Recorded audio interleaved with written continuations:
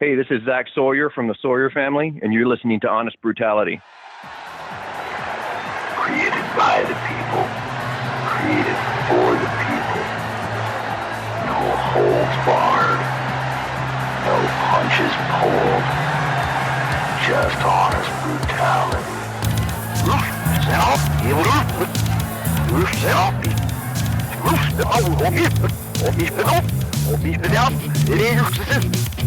I don't know what the fuck you guys are thinking. You don't ever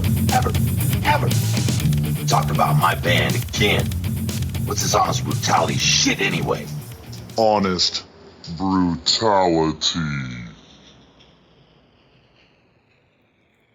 Hello and welcome again to another fun episode of Honest Brutality. I am the Butcher and I am joined by the usual suspects here, Camera Rebel, Big Sloppy, and Evil Irk. And we are joined by a very special guest today, one of my favorite weirdos from the Pacific Northwest, Mr. Zach Schaefer of the Sawyer Family. How you doing, Zach? Good. How about y'all?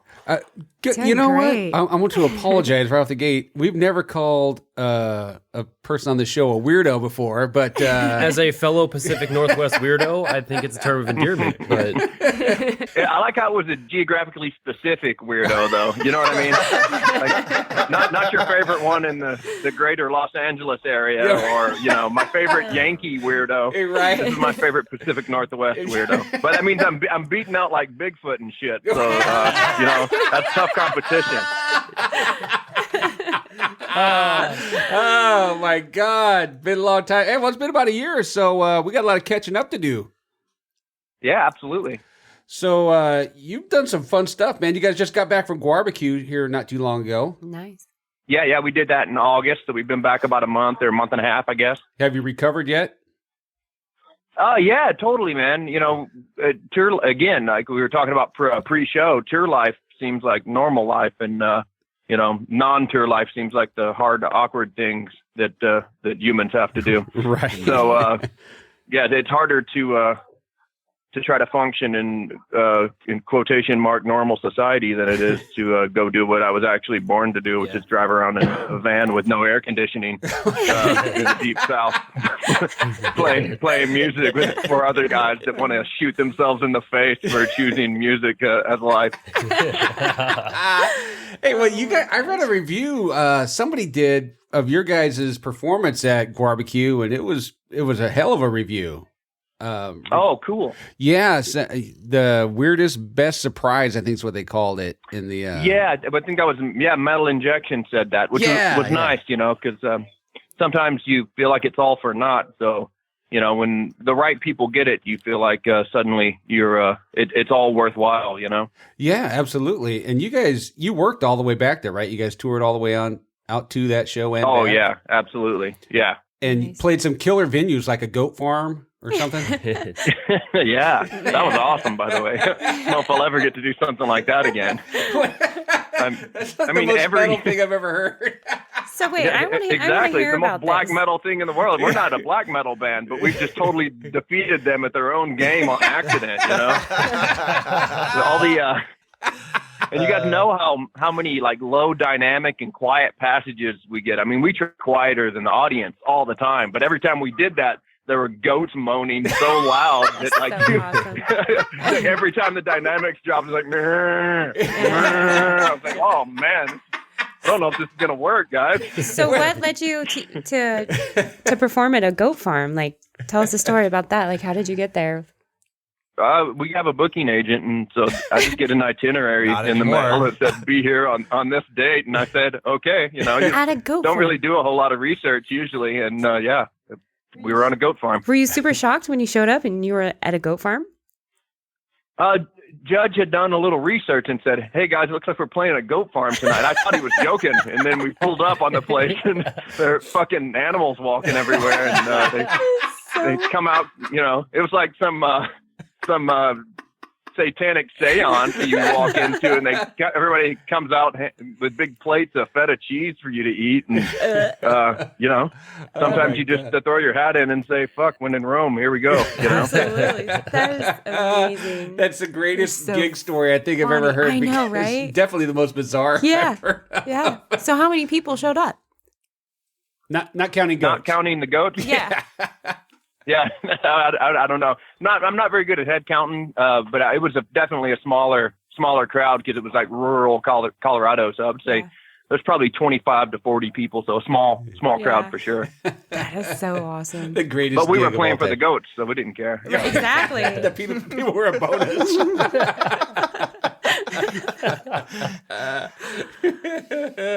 Hey man, I do have a question for you. When we spoke to you last year, you guys were just starting a tour. You're heading down to Texas and back, and you said you had to go down and pick up Dennis. He was living in a van down by the river. Is he still living in a van down by the river? No, I think maybe some of that got misconstrued. Because if you remember, when we showed up to that show and met y'all, that was the first night of that tour. Yeah. And then we were actually going to all the way to the East Coast and back again on that one. If I recall correctly, I could be wrong. It may have been just Texas maybe. and back. Yeah, I think it was. No, Texas you're right. back, No, yeah. it was. Hey, was you fall know I'm last right. year, I'm wasn't always right. it? No, you're right. Okay, it was to Texas and back because it was fall. Yeah. But no, what happened is Dennis got blackout drunk before we even left for the day. I mean, I'm talking not even there. I mean, he put him in his bunk, blackout drunk at 11:30 a.m. I don't know how or why this happened, but it did. And then, we showed up, and then y'all greeted us, and we did the interview. And he sprang up, like a bushy-tailed squirrel, walking out there, completely happy and totally cognitive. And we didn't know if he was going to even be able to play tonight. And he came out and conducted the interview like a gentleman. I don't even know if he remembers doing that. But I think what I said was Dennis was as drunk as I've ever seen him.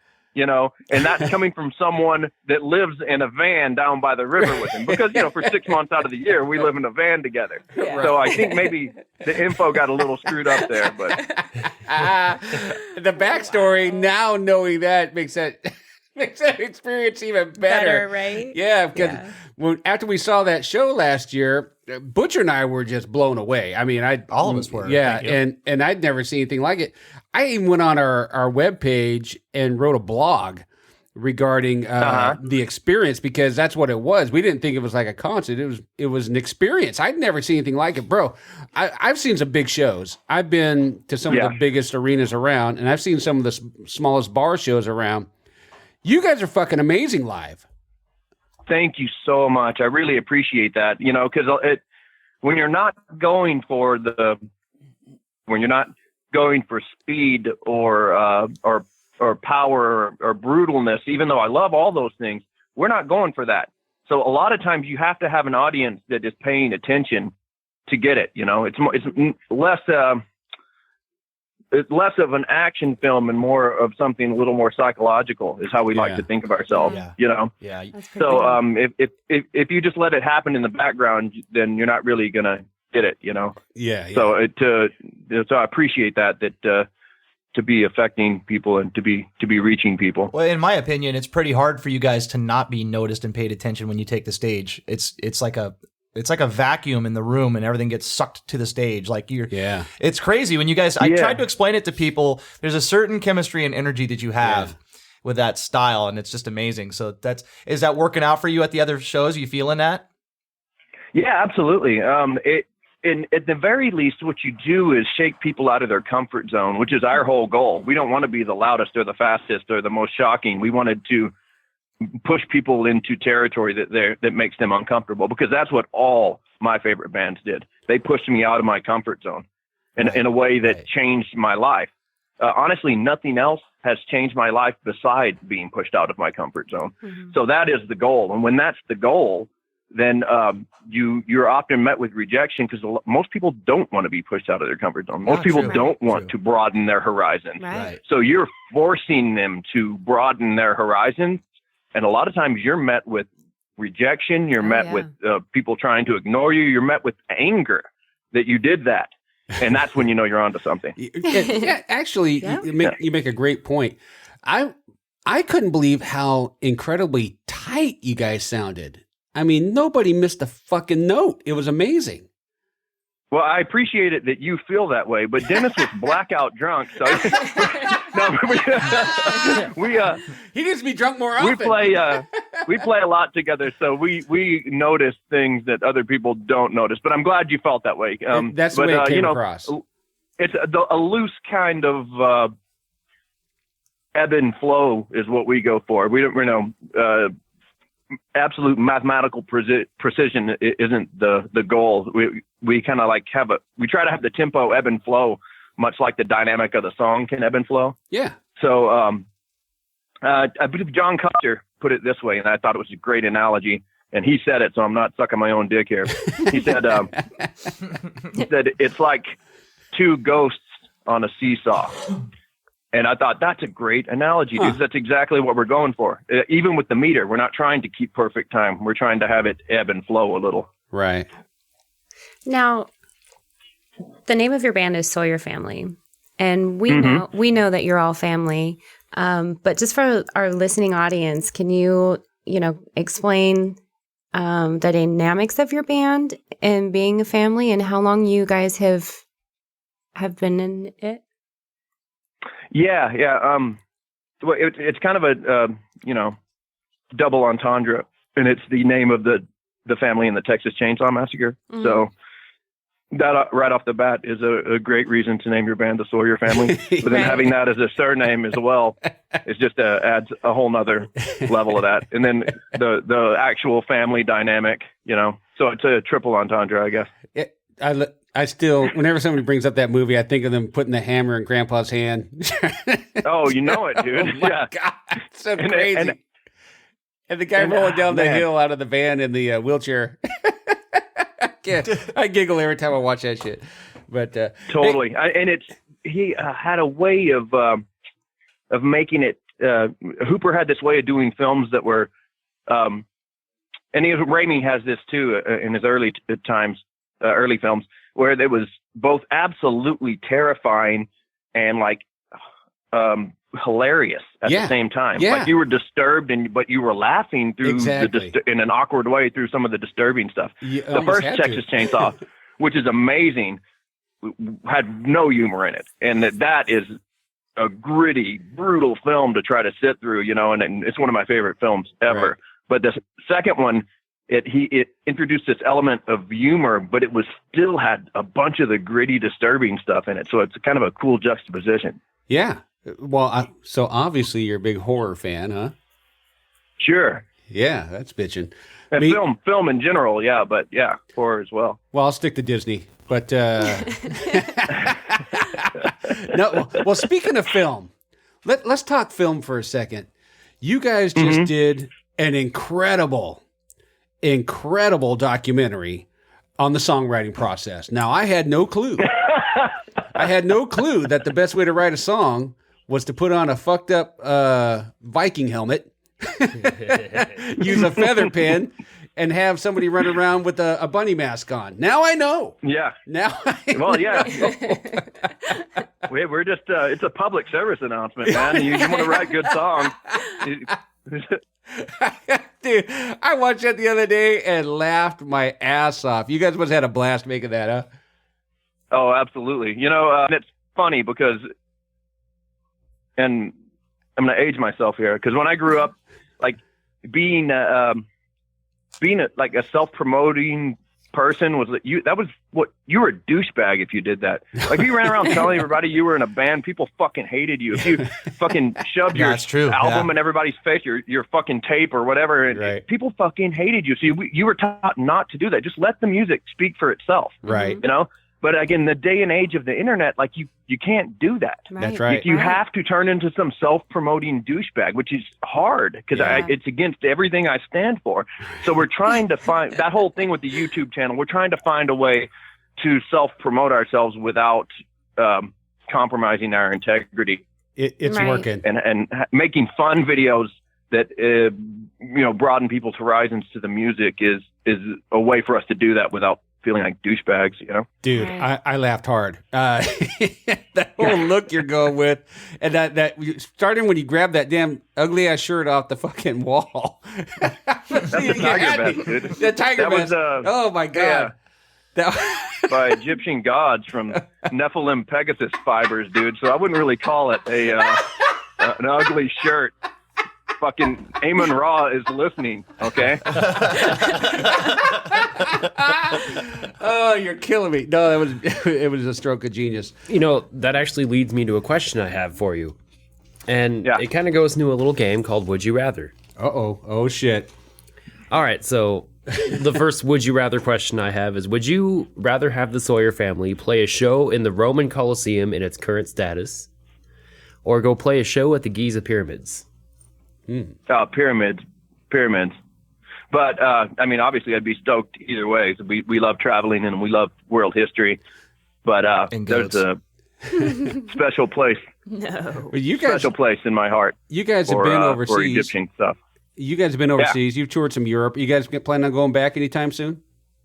Yeah, actually, there's another tour in the works right now. So I should find out the dates fairly soon. But it might be as soon as spring. Oh, no shit. So, wow. yeah. Wow. Are you guys looking to hook up with somebody? Or are you going to do your own thing? I'm not sure yet. There's a festival. We got fingers crossed here. So there's a festival date on the horizon that would kind of make the whole thing possible. Oh. And and we know the promoter we've been talking to has been trying to set it up for a while, but we were supposed to be this winter, but it kind of got pushed back in the hopes of landing this festival date. And a little bit of the juice we got off of the barbecue is to land that festival date. So, but I don't want to say which one it is yet, but it's a good one. Well, we know the festivals over there, and are you talking one in the UK or elsewhere? This one's elsewhere.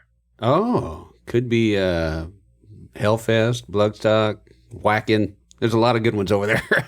There's a lot of good ones over there. Yeah, I'll just throw them out, and you say could be. Well, I'd like to go back to barbecue for just a second. We've touched on it a couple of times, but what was that experience like for you guys? This is the second time you've done it now, right? Yeah, that's the second time, but we went from, small minor stage to they stuck us straight to main stage. So it was great. Nice.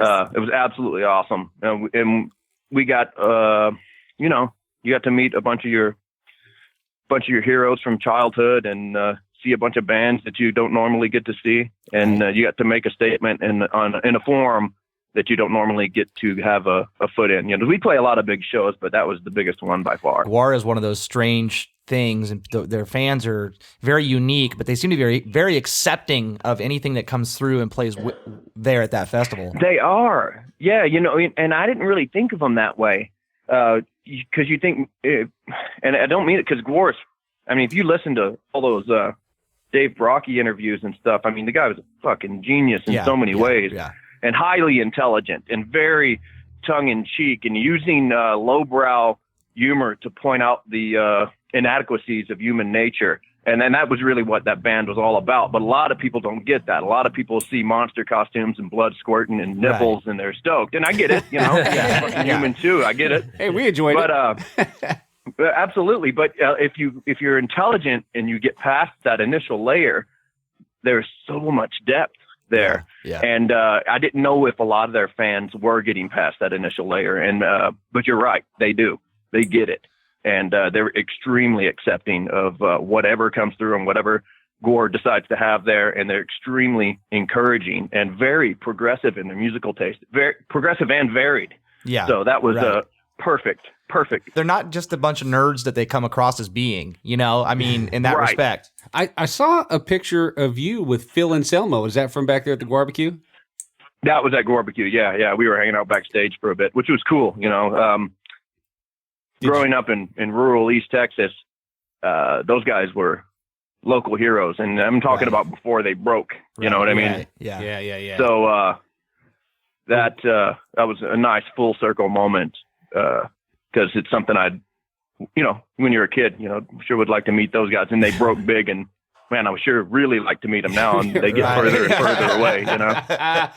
Did you get a chance to meet Randy Bly or any of the guys from Land of God when you were back there? I didn't. Kyle hung out with him for a while. But no, I was running the merch booth during their set. But I had the merch booth set up so I could sit and listen while they were playing and watch from a distance. But Kyle got to go up and hang out backstage with him for a while. Oh, that's That's cool. awesome. Yeah. Yeah. Sweet. Well, we just went and saw them recently.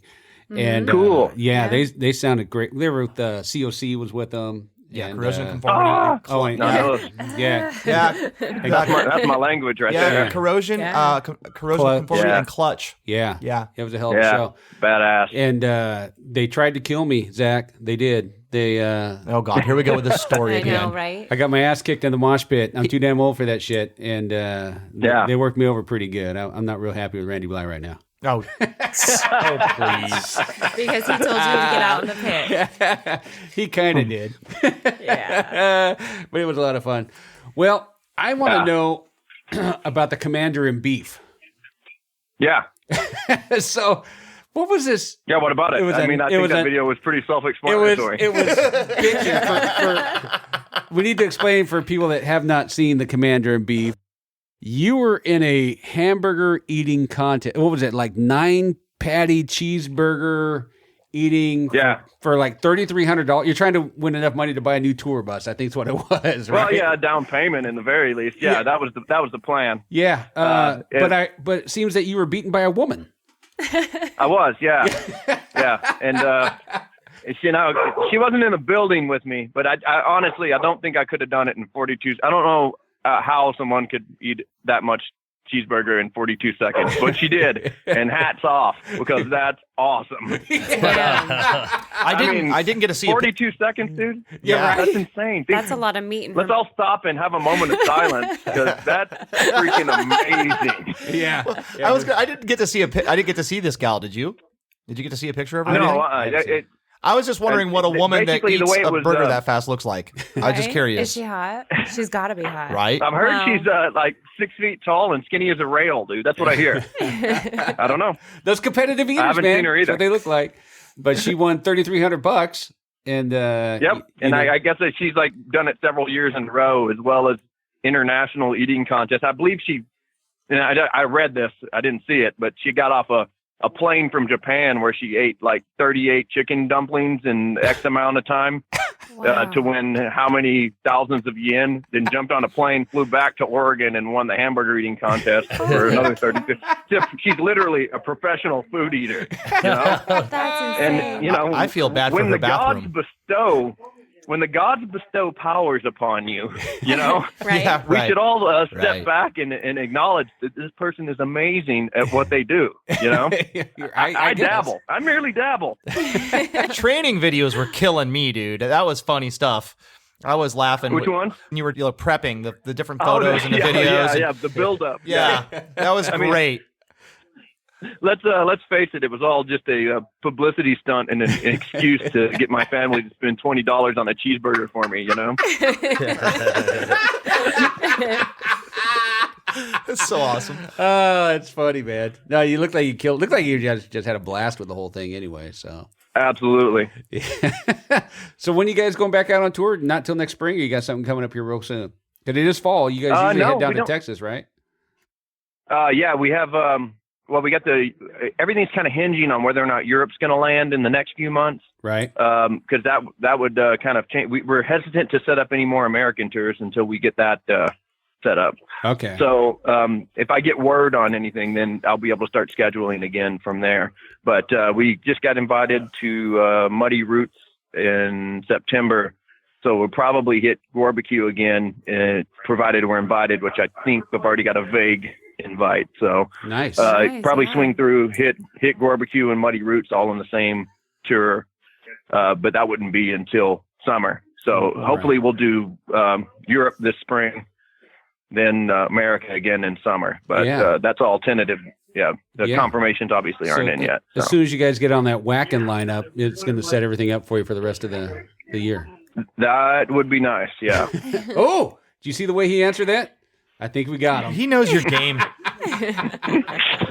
Got you figured out. And you're going to have to be more sly than that, dude. This is a highly intelligent individual. This is not your average dummy we're dealing with here. Oh my gosh. So what are you guys doing when you're not touring?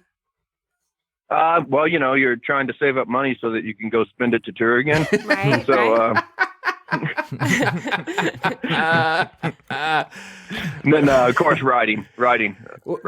That's Yeah. a question because it's been a year or just over a year since your last album came out. You guys working towards something, an EP or another album or anything at the moment? Yeah, I know Custer wants to record again. We've got several tracks, but we write a lot, but we keep very little. We try to just keep the things that we really, really love, you know. So we've gone through quite a bit of material, and we've got we're about, I would say, halfway to another album. Oh, nice. But we usually try to take, 2.5 years to really, to really get gel an album. So we take a little longer than most, but it's because we reject anything that is not, we don't feel is 100%. So right. No filler is what we shoot for. Right, Yeah. that's good. Good. Yeah. I appreciate that as somebody that buys Yep. albums. I hate Absolutely. buying, an album, get 2 or 3 good songs and a bunch of freaking filler. It just pisses me off. So, Right. yeah. Well, your last album, Butcher is all excited because he says he's got the first autographed vinyl copy. And I asked him if you signed it as the first autographed, and he said no. So he's going to have to bring that back out to you so you can modify your signatures on it and make sure that it's understood that it was the first one signed. Actually, on that, the artwork you guys had on that thing is gorgeous, man.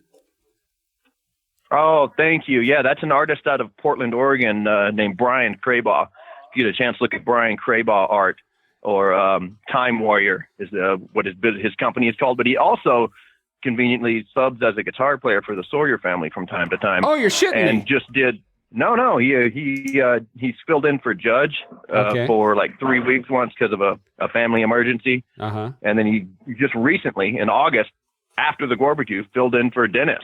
Oh, was he blackout drunk again? For like 4 shows. Yeah. He drank himself to the grave, and we had to do some seances to revive him, you know. That just takes time, you know. We had to ship him back to Puerto Rico, you know.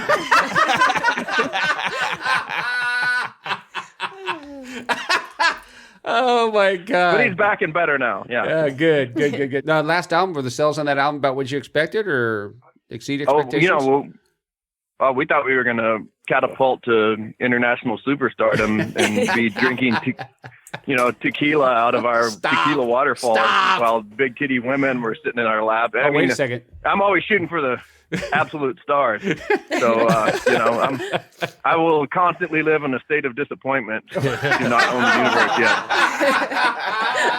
It's more inspiration to draw from that way. There you go. Yeah. You definitely keep trying or you die. That's right. Those are my options here. Yeah. Absolutely. I'm all for those big titty women. So if you stumble across that, you just send a little sloppy's way too, all right? I'll see what I can do. I'll take, quote, pardon the pun, sloppy seconds, all right? Bad. Anyway. Oh, jeez. All right. Zach, we're having a great time with you, buddy. We do want to thank you for taking some time out today. Is there anything going on that we skipped over maybe we should talk about? No, I feel like we covered it all and then some, you know. Awesome. Well, we do appreciate you taking time away from the family today and hanging out with us and giggling a little bit and being goofy. No, I appreciate y'all having us. Yeah. Oh, you kidding? We stalk you. I don't know if you've noticed. We've been stalking you on Facebook and whatnot. We really dig you guys. We hope that comes across. Yeah, the last time we talked to you, we sat down at the picnic table. That's right. Yeah. I remember that. In a noisy bar. Yeah. So if you guys do another tour, or if you're coming through our region again, hit us up. Stop by and hang out. We absolutely will do that. That sounds awesome. Yeah, and we won't. We'll put the goats away. No, we're barbecuing some damn Chiva. I'm telling you that right now. Yeah. Dig a hole, throw the fire and the goat in there. Damn right. In the entire goat. We're doing it metal. Yeah. Hooves and everything, bitch. Anyway. Hey, Zach, so if anybody wants to get a hold of you guys, get in touch with your music or whatever, how do they do that? What's the best way, bud? We got the website, SawyerFamilyBand.com. We got, the YouTube channel, our Facebook page. It should, type Sawyer Family and Google goes up. So it should be easy to get a hold of us. They type in Sawyer Family, they're going to get the fucking, the movie. Band. Put band. No, I in think there. we come up before they do. Actually, What? You're that popular now? Nice. All right. Perfect. That is awesome. This has been another exciting episode of Honest Brutality, and we've had a wonderful guest, Mr. Schaefer. Thank you so much again for doing this with us. Yeah, thank you so much for having us. Now we're going to see what you're made of. All right. We're gonna. Are you in a bar? Are you still in a bar? Yeah. Oh, this is gonna be even better. So what I need you to do. Do they have a dog in a bar? Because I heard a dog earlier. I did hear a dog barking too. All right, let me see what I can do here. I'm gonna get out of here. I'm at a cowboy bar in Central Oregon, so he's gonna fucking kick the shit out of me.